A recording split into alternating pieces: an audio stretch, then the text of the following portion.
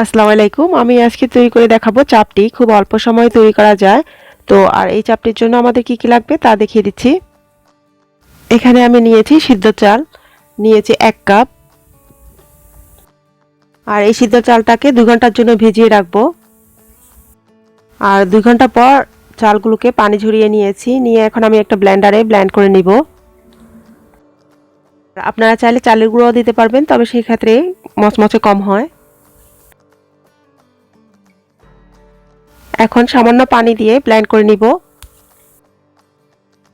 আর একদম মিহি ব্লেন্ড করতে হবে না, দানা দানা থাকবে।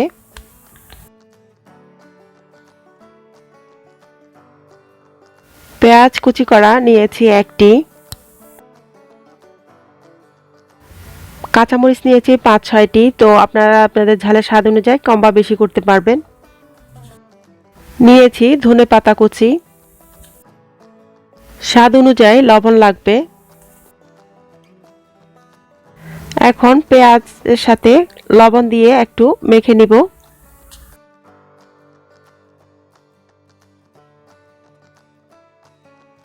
এখন দিয়ে দিচ্ছি কাঁচামরিচ, ধনেপাতা,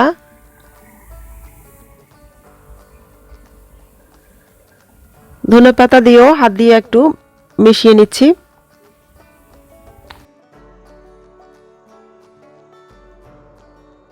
ব্লেন্ড করে নেওয়া সিদ্ধ চালের ভিতরে এখন এগুলোকে দিয়ে দিচ্ছি।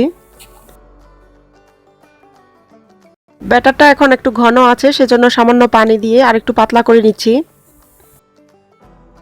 ব্যাটারটাকে এরকম করে নিয়েছি।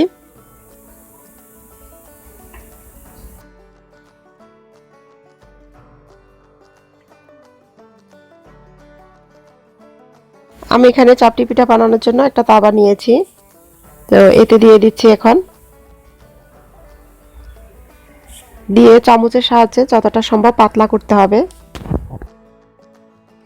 মিনিট খানেকের জন্য ঢেকে দিচ্ছি।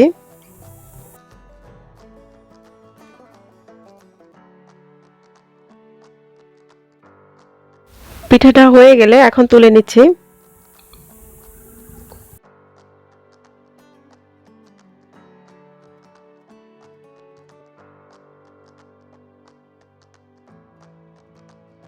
বাকি ব্যাটারটাতে আমি সামান্য হলুদ দিয়ে দিচ্ছি, হলুদ কালার হওয়ার জন্য।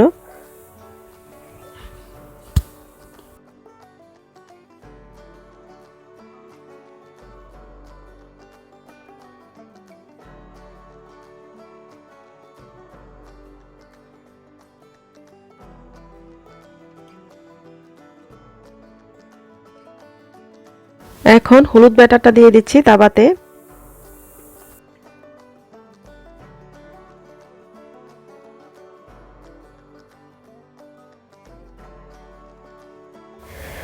আর চাপটিটা দেওয়া হয়ে গেলে এখন ঢেকে দিচ্ছি অল্প কিছুক্ষণের জন্য।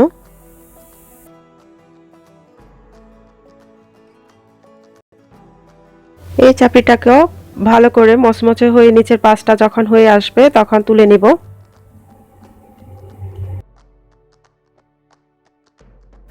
তৈরি করে নিলাম, মাংসের সাথে পরিবেশন করতে পারেন। সকালের নাস্তা হিসেবে তো ভালো লাগে।